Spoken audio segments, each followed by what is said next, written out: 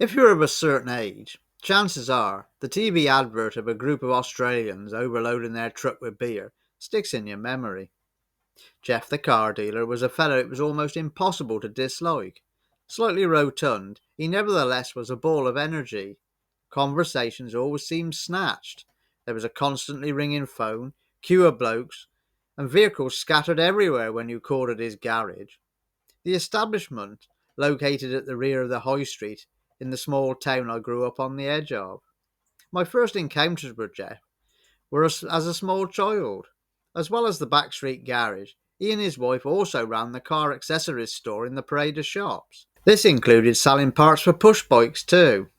Many a birthday I would be lurking in its musty environs, behind the racks of car touch-up paints and air horn kits, in a big search for some garish coloured brake blocks or a replacement tyre for the rear of my rally mini burner, mine having a big hole in the rubber.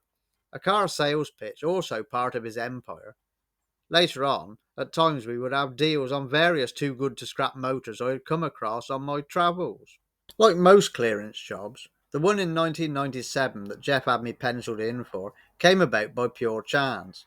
Every time I called with spares at the backstreet garage, it was getting harder and harder to even park my old Marina Coupe vaguely near.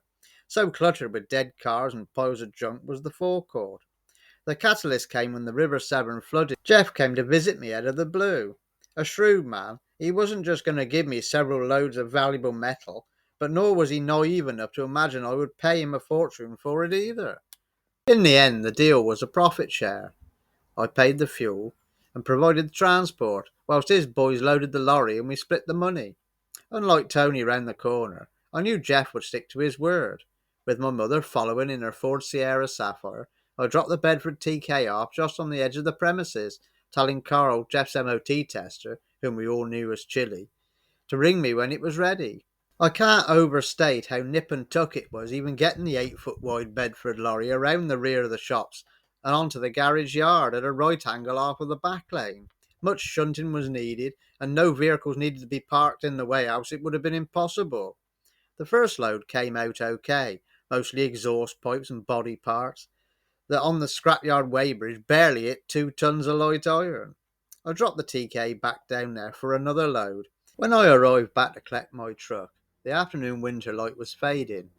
It being cold, I barely paid much attention to the load's contents, throwing some straps over and keen to get back home in the warm.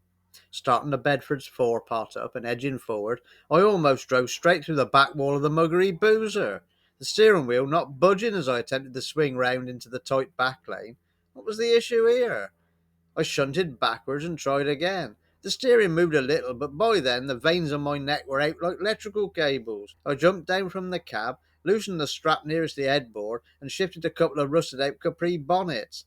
Stacked up beneath were engine blocks, brake discs, drums, flywheels, diffs, gearboxes. To the rear were mostly panels again, but rather than spread the stuff evenly, they had loaded about 4.5 tons of heavy iron, mainly over the front axle. Chill, I can't steer this lorry, mate. My arms ain't strong enough. You'll have to come and help me shunt her out. I thought he was going to hurt himself as he gasped to catch his breath, laughing so hard at the last statement. Oh, Derm, you are a case. Let the bloody dog see the rabbit. The big man jumped up into the cab and started pounding on the Bedford steering wheel, wrenching it round as the ensemble crawled forward. Several shunts later, and drenched in sweat, he stared at me with a grin before pulling up at the curb in the high street and taking his leave through the cab door. Even once on the move, it was a battle, the lorry trying to follow each contour and undulation in the road, not to mention rattling across cat's eyes. Back home, and after a night's sleep, I spent a morning rearranging the load more evenly, and then tackled the trip into the city to tip. With the light crap picked off, there was still 4.25 tons of engine blocks and brake discs to go. A fair way overloaded, and no wonder I couldn't move the non-power steering with my 8 stone frame.